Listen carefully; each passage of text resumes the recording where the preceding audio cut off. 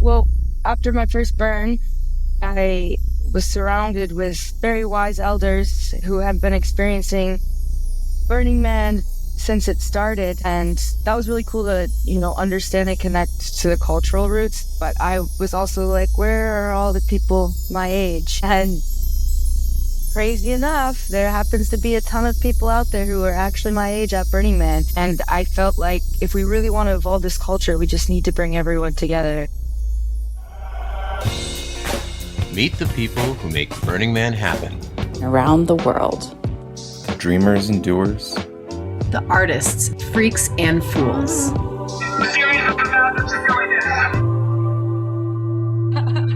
Burning Man Live. Welcome back once again to Burning Man Live. This is me, your host, Andie Grace, Action Girl. How's it going out there?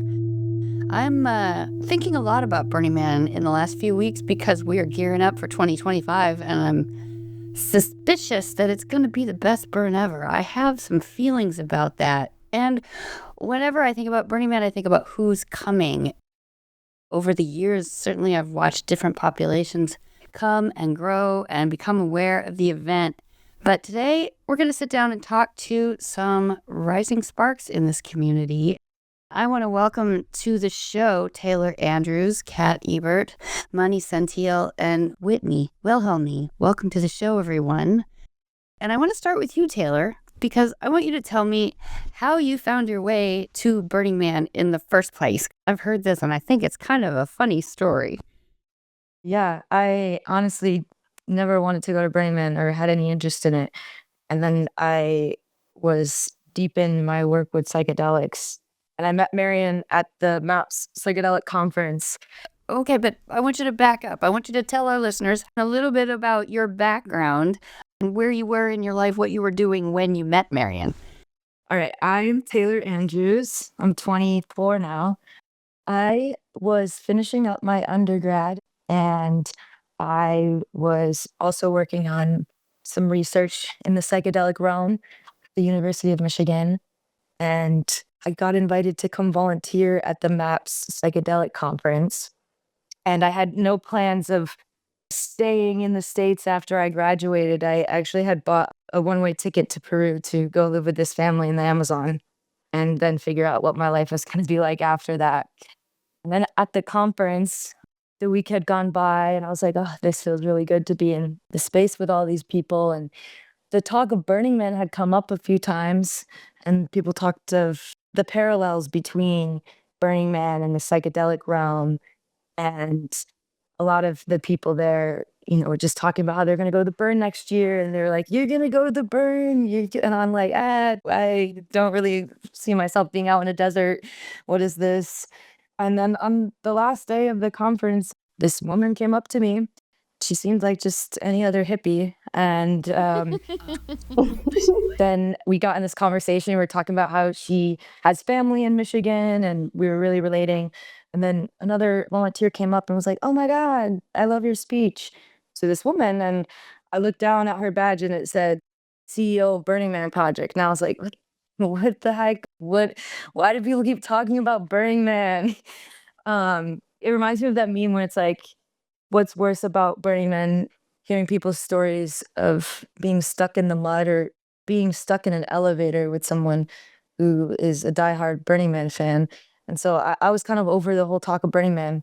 But then I was like, okay, well, she's a CEO. That's kind of dope. I want to be a leader one day. Maybe it was just the energy of being in a group of people who were just leading with their heart. And I just decided that I was going to ask to be her intern. At first, she didn't think I was serious. But then I wrote up a proposal to intern for her. And I canceled my one-way ticket, packed up all my stuff, and drove across the country with just my savings to intern for the Burning Man project, which included having to go to my first burn. So now it's a year and a half later. I have participated in 2 Black Rock cities and a few regional burns. And now I can say that I think this year is going to be the best Burning Man ever. You fell all the way in. It happens. I did. So you could have just gone to Burning Man and had a good time with a bunch of friends, but we're here with some of the people that you know who also go to Burning Man, and I would like to walk through how everybody got involved and put a frame around this program that is beyond just you invited some friends. Tell me what's happening and who these folks are that you brought along. Yeah.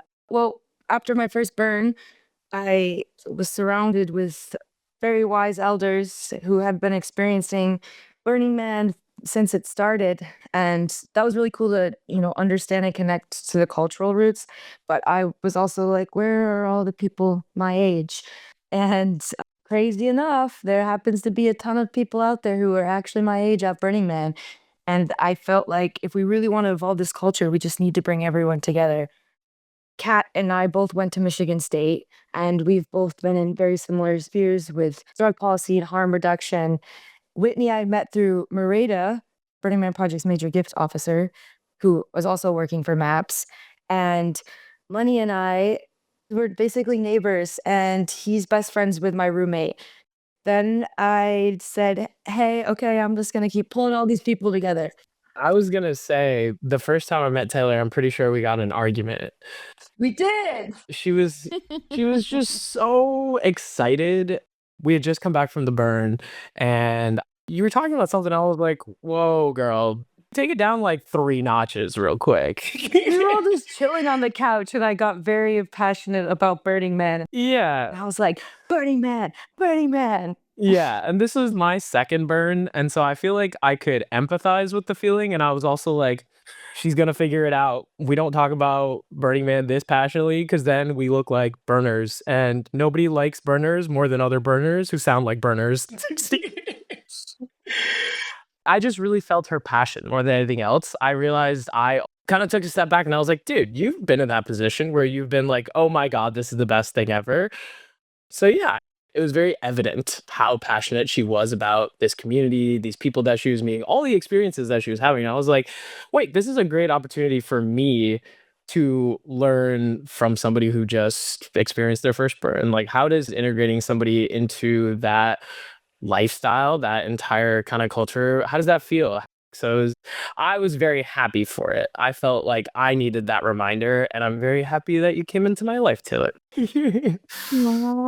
Same. Aw.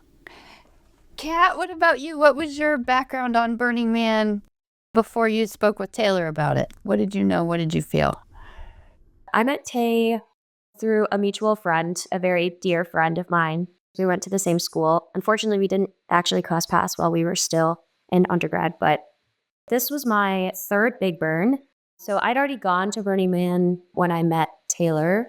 I'd always kind of known about it. I have been going to music festivals for years, and my favorite part of festivals was always the weird creative elements, the bits, the shticks, the art, the interactive experiences.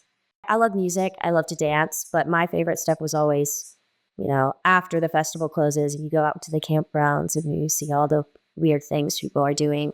And so I'd always wanted to go to the burn. My first time going, I wasn't planning on going. And then 2 weeks before the burn, I ended up getting a ticket. And it was amazing. It was exactly what I was looking for. It was more focused on the art and the community and what everyone was bringing to build the community and the culture. And that's what I really fell in love with. And that's also where I met Whitney. Whitney and I are in camp leadership for our theme camp. Neo-Debauchery, what's up? I just kind of fell in love with the culture, and I think it's really beautiful that we all come and build something. We build a city in the middle of the desert, and we build a culture of love, acceptance. Everyone is welcome and celebrated.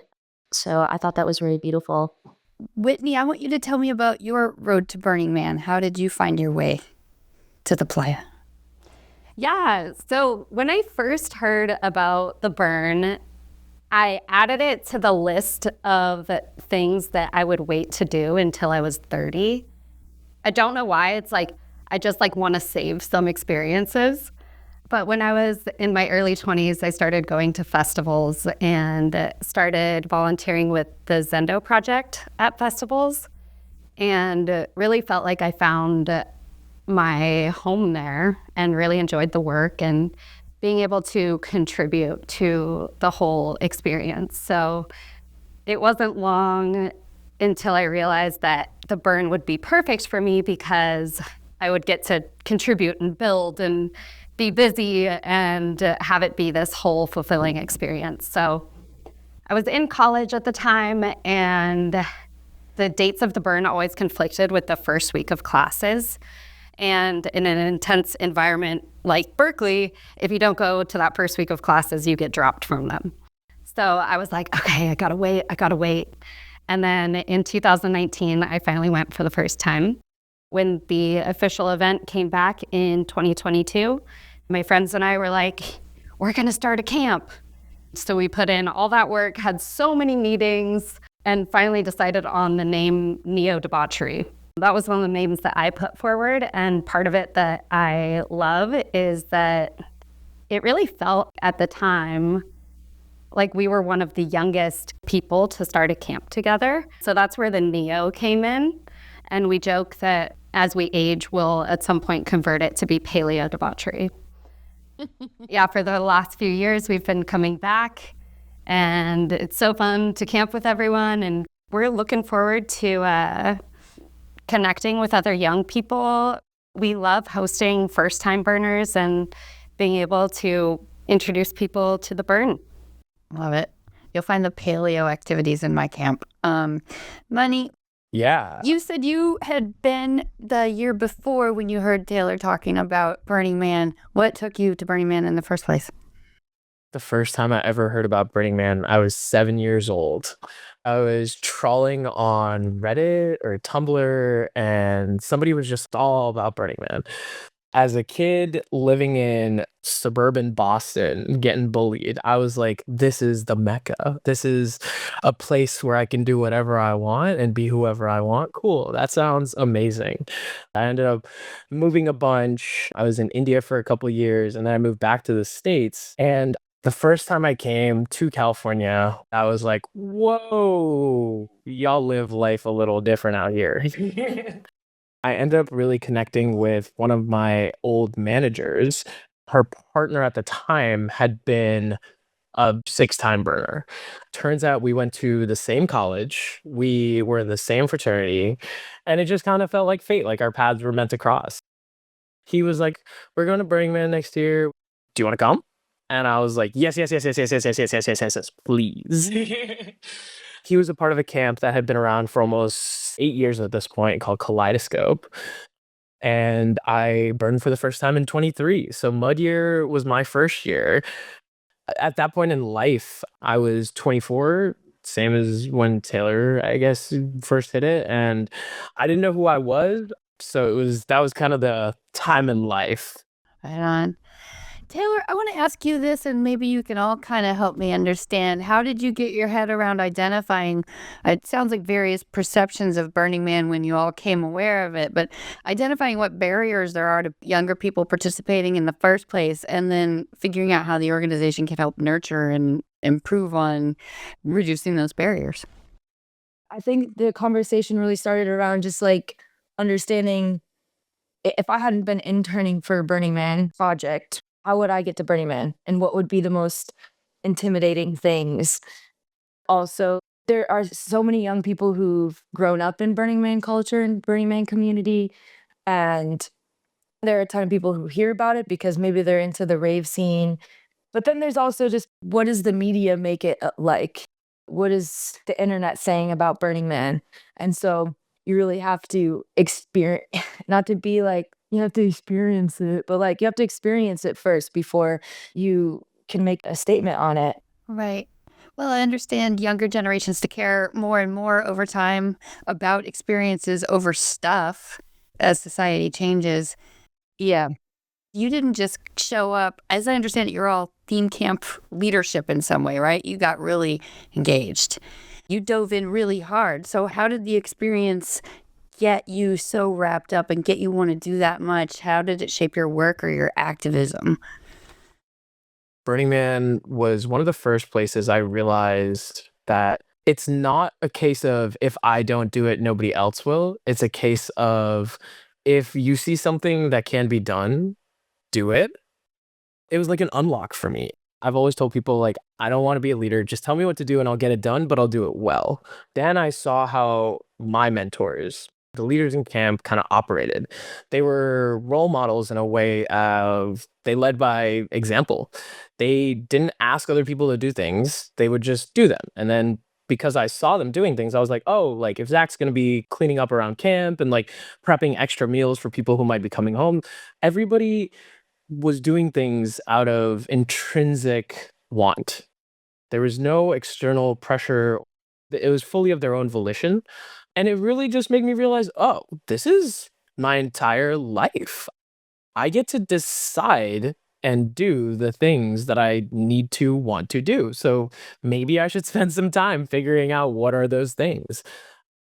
I didn't know I was an artist until I went to Burning Man. I always felt like the audience. I was like, I can appreciate art, I can collect it, I can talk about it, but I can't make art. And then I went to Burning Man and I realized, oh, there's no secret. It's just people decided to do it, and so they became artists. Whitney and Kat, I've seen you both nodding at different times. Whitney, what do you think here? What did you experience and see? Burning Man ties lots of aspects of my life and different communities together. Working in psychedelic advocacy, there's a lot of overlap. And being able to volunteer with Zendo Project out at the Burn really just got me so excited and expanded my community in so many different directions. Kat, what about you? How did you experience getting engaged in how to do Burning Man and what happened?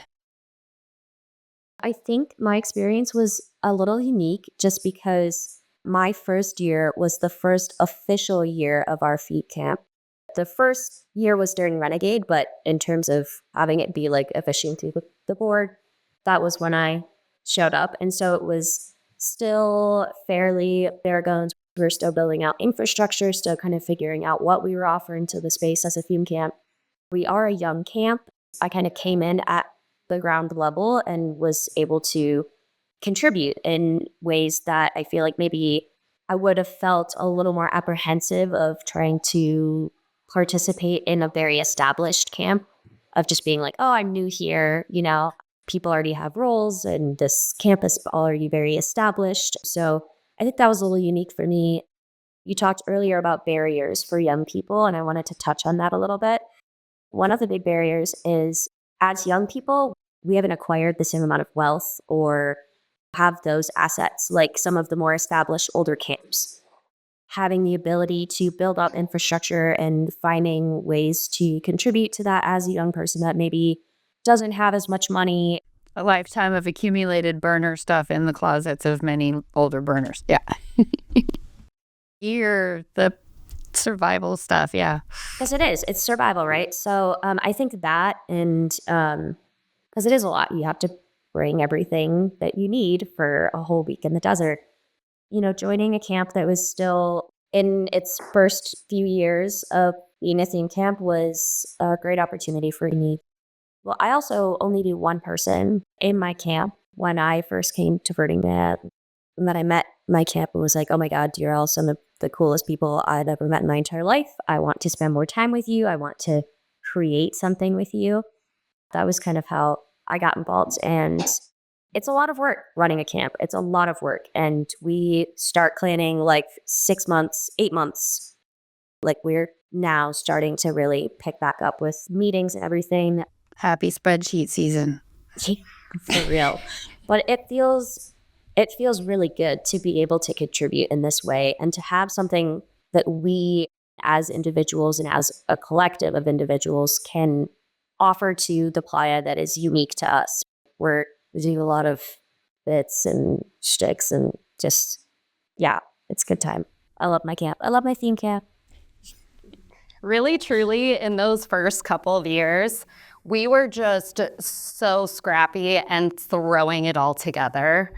And we've gotten so much better now and built up this sort of foundation that we can go from. But that's like really at the heart of it. And it was so fun. Scrappy, but make it look polished. How have you put a structure around that, though? I've heard reference to mentorship. Is that an element of the Rising Sparks program? Can you describe a little bit the structures here? I think that kind of ties into what Money was saying before about like, just do it. Just do it. Anyway, anyhow, figure it out. Burning Man is one of the biggest experiences that taught me that just because I don't know how to do something doesn't mean I can't do it. And so once you take that limiter off of everything, you realize you're capable of doing anything as long as you want to put the time and energy towards it. It's being able to figure out things that you might not initially even know how to figure out. It felt like a new superpower was unlocked. I love that. I feel like it's permission to get yourself involved. Based on everything that everyone shared right now, I think the way that you get the most out of Burning Man is if you're participating. And what does participation mean? Contributing. How do you contribute?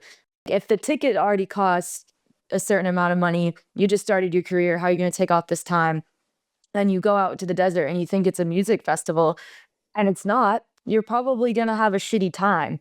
But if there's a way to streamline those pathways for people to be able to contribute in a way that aligns with them and feel like they're putting into something that's bigger than themselves, while still having just like the awe of being out in the desert, that's when people really feel like they're connected to the culture and to the community. And so what we're really aiming to do is just to make those pathways more seamless. Whitney and Kat would be awesome mentors in helping and guiding people who are new, who want to join a theme camp. Pulling off the Band-Aid of just doing it and having the experience, it opens you up. But I also think making it more accessible. How do you even get a ticket to Burning Man? Just creating more doorways for people to feel connected to the community and somewhat acculturated before they even get to Black Rock City or get to a regional burn is such a big component of it. You want to go where your people are. You want to know that you have someone. And in a city that's just made up of 80,000 people for just a week and you don't know anyone, that's really intimidating. And there's still times, even when you do know people and you're out there, you might feel lonely. But I think that's also part of the experience, because then you can go back to your people at your camp or, the group that you're volunteering with. We just want to kind of set those roots up before even getting onto the playa or going to a regional burn. How do we make those doors more open for people? And also demystifying Burning Man. It is something really wacky and weird, and there's nothing like it in the world. But how do we make it seem like it's not a gatekeeping culture? Because it's literally just being a human. Express yourself. Don't be a dick. Straight up like that. Period. That's a fine distillation of the 10 principles into one little pithy statement right there. Yeah, I'm glad you said that too. I think that when you touched on it a little bit, you see other people doing something and then you just do it because you want to also contribute to it. And then if someone does something for you, it doesn't feel transactional. That's such a big component of it. In the default world, everything seems like, okay, you're doing this for this, or you're gifting to someone because it's their birthday and you're hoping that they're going to give you something back for your birthday. Out there, it's just like, no, we're all actually just in this together because we want to see each other succeed. And it doesn't feel like there's a hidden agenda beneath it, besides the fact that you want to collaborate together and create something cool. And just having an incubator or a space to do that isn't limited by what our already existing systems outside in the default world are, is really inspiring. I think the fact that it is like a currency-less community really makes that more accessible in terms of like contributing something to the bird. It doesn't have to be financial. And so I feel what you're feeling, Kat. My first burn, I thought, oh, a gift has to be a physical thing. I didn't even consider. Somebody came up to me at my first burn and said, thank you for dancing. That was a wonderful gift. I don't think anybody in my entire life has ever thanked me for dancing. And it changed the idea of what is a gift, what is something that we can give to others, and what is the value that what I'm giving to others provides. Yeah. Thank you, Money. That was well said. And shifting that mindset of a gift being something material, like Money said, and to being like how you show up can be a gift, and what you contribute, whether even if you're just like giving out compliments or high fives or stickers or whatever it might be.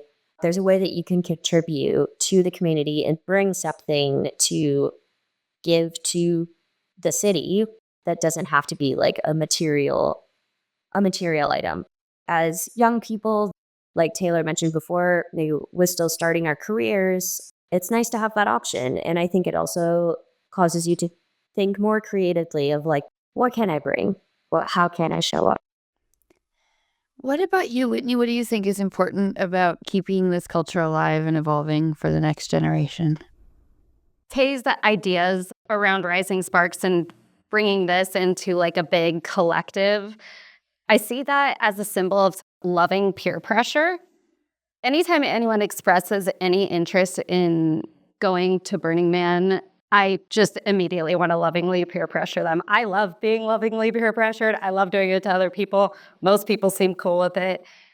I tell people to wait until you're 100% because those hard moments at the burn are going to take that 100%. That's like the necessary baseline for wanting to go to the burn and make it all happen. But if you're there, then you should totally do it. And Rising Sparks and the idea of creating mentorships and resources and just keeping that conversation alive and expanding it to more people who are young and maybe a little curious. I think it's really awesome. And Burning Man is where I get to nurture a lot of my intergenerational friendships and relationships, and that's a wonderful opportunity for all of us, I think. I see nods from everybody. How is that manifested for all of you? First of all, with intergenerational relationships and fostering that, there's a lot that we can learn from each other. Like older burners learn a lot from the younger generation and vice versa. Money, what is important to you about keeping Burning Man culture alive and evolving for the next generation? I think Kat mentioned this, like my intergenerational relationships. If there was an inflection point that I could point to and say, this is why I am the way I am right now, I would say that having the majority of my friends switch from under 25 to over 30 in a single year, it changed everything for me. It changed how I view life, my perspective of it. What it really showed me is there are a lot of these relationships that I have coming from another generation, but we're the same. The commonality between us is a lot closer in a lot of ways, but also very far sometimes, but there's a way to appreciate that. When I'm at the burn, I'm definitely keeping an eye out. I'm always looking for people in their 20s because I'm just like, somebody here has to be able to relate to me a little bit. And I meet very rarely, I meet some people my age out at the burn, and I'm always like, oh my gosh, how did you get here? Hi, can I be your friend?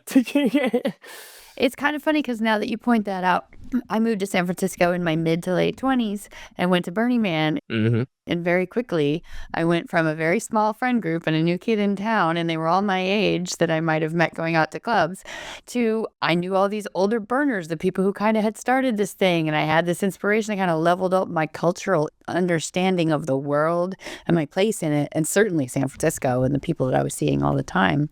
It's a really interesting observation.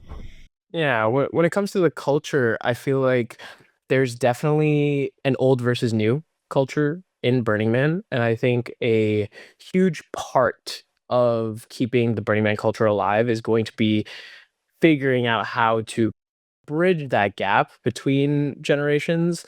There's different needs and wants. There's different ways of perceiving the world. And rather than inherently being like, we're just different, we think different, finding a way to bridge that gap is going to be a key point of how to keep Burning Man culture alive. The intention behind Rising Sparks is to fill that gap and to find a way to collaborate where although the culture and the values may be expressed differently, we all are still having the same intention and still holding the same values. They may just have evolved and they look different now. So I'm really excited to see where and how Rising Sparks unfolds in helping that gap. What advice would you give a first-time burner from the perspective of a young burner your age? How would you find your place in the community? I would say to start with either a theme camp or volunteering. I think that those are the easiest, not the easiest, nothing's easy out there, but I would say that those are the biggest opportunities for acculturating in a way where you feel like you're part of the community. I think of it as like Burning Man is this one culture, value, belief system. And then there's all these different little micro communities that express them differently, that are expressing them based on their local context. And if you can really find your people within that realm, then you will feel more connected to the larger picture of all of it. Yeah, I echo that. I do really well when I have a responsibility and a purpose and an offering. And maybe not everyone's like that, but it is a really grounding aspect of being out there for so long, too, to kind of have some basis of what you are doing and working on and offering can be super helpful. That said, don't overdo it. I overdid it in 2022 and 2023 and had 3 different huge responsibilities out there. And it was working man 2 years in a row. I thought before 2024, this past year, that I would be taking 2025 off. But I actually stepped down from being a co-lead in my camp to just sort of being there and doing what I saw needed to be done, but not holding the huge responsibility. And it was my best burn ever. And I'm like, there's no way I'm taking 2025 off. Very normal life cycle of the burner experience, I have to tell you. Yeah. So finding that right balance, but having some purpose to ground can be really helpful. Whitney, you know that 2025 is going to be the best burn ever now. Yeah, that's what I'm hearing. Money Cat, what about you? What advice would you give first-time burners who want to find their place in the community here? I would distill it down to a single concept. There's too many details. You'll figure the rest out. But for any first-time burner, I always say, don't go to this if you want to have fun. Burning Man is not fun. Burning Man is the worst place on earth. Why would you go there? Burning Man sucks, don't go. It's literally the worst place on earth. I love it so much. I think there's a priming that needs to be had for a lot of first-time burners of like, this is not something that is just going to be good. There are equal parts good and not so good, and probably uncomfortable, and probably psychologically challenging.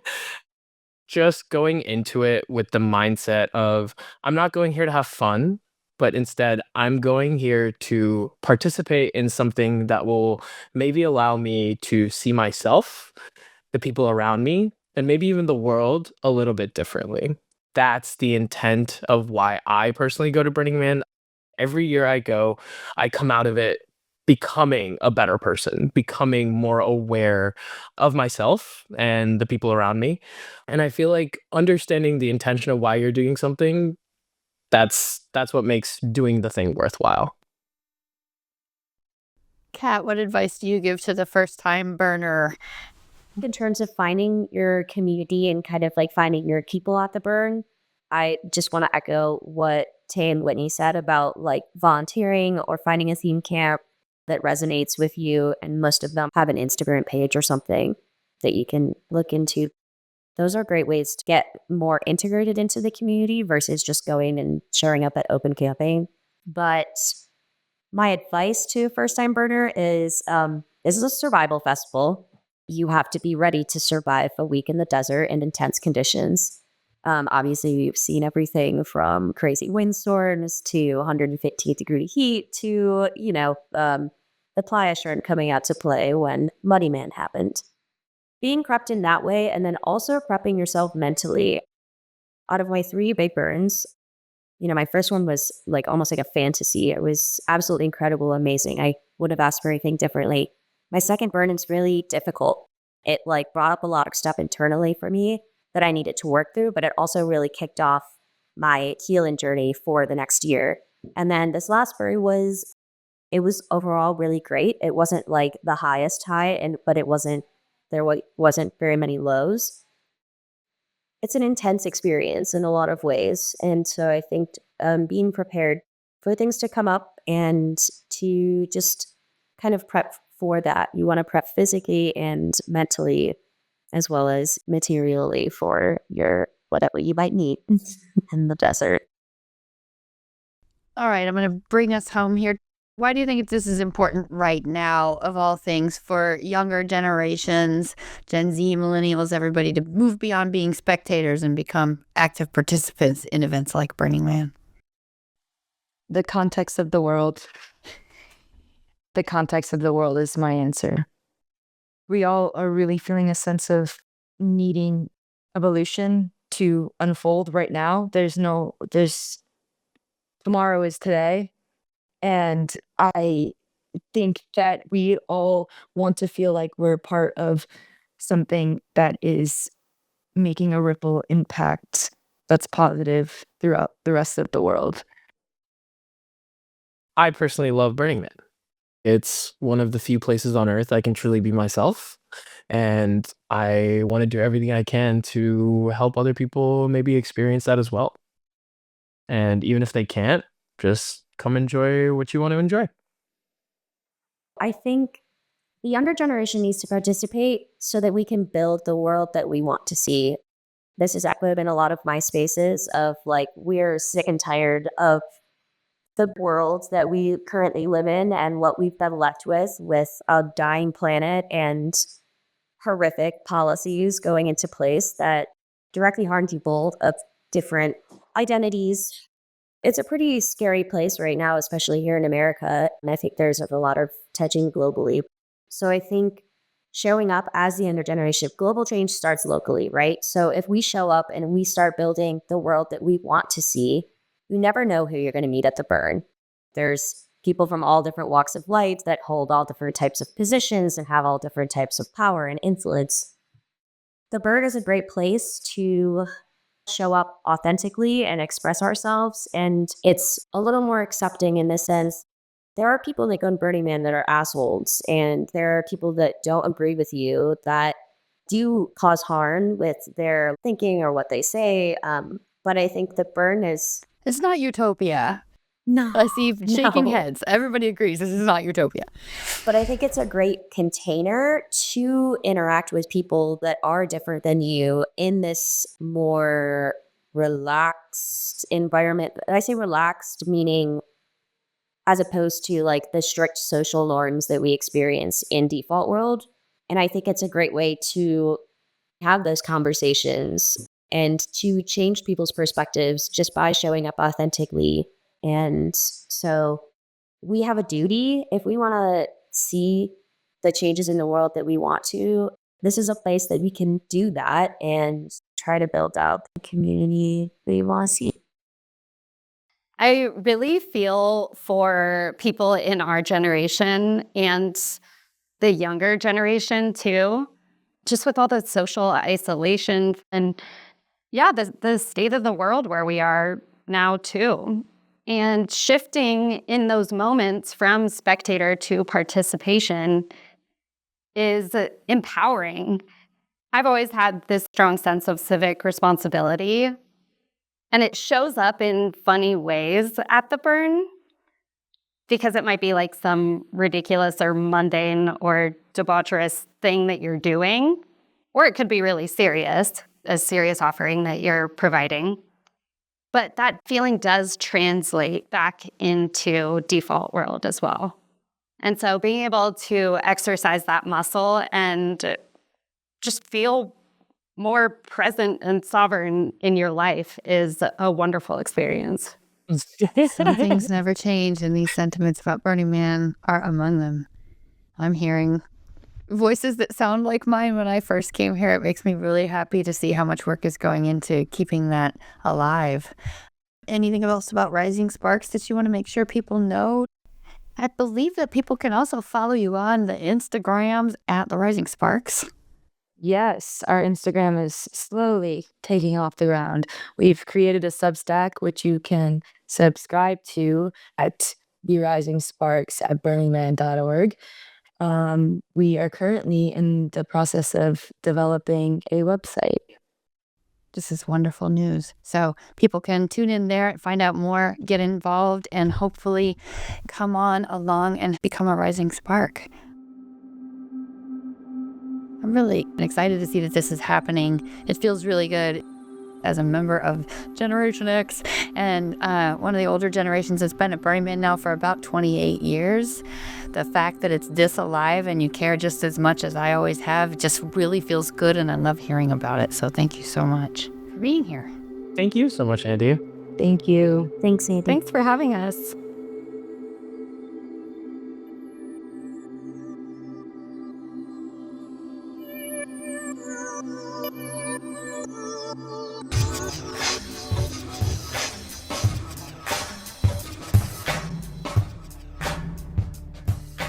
This has been another episode of Burning Man Live. Thank you for listening today. Thank you to everyone involved in this production of Burning Man Live, the whole production team, and to Taylor Andrews and Kat Ebert, Monty Senthil, Whitney Wilhelmy. I'm your host, Andie Grace, Action Girl. Looking forward to the best burn ever. We'll see you next time. Thanks, Larry.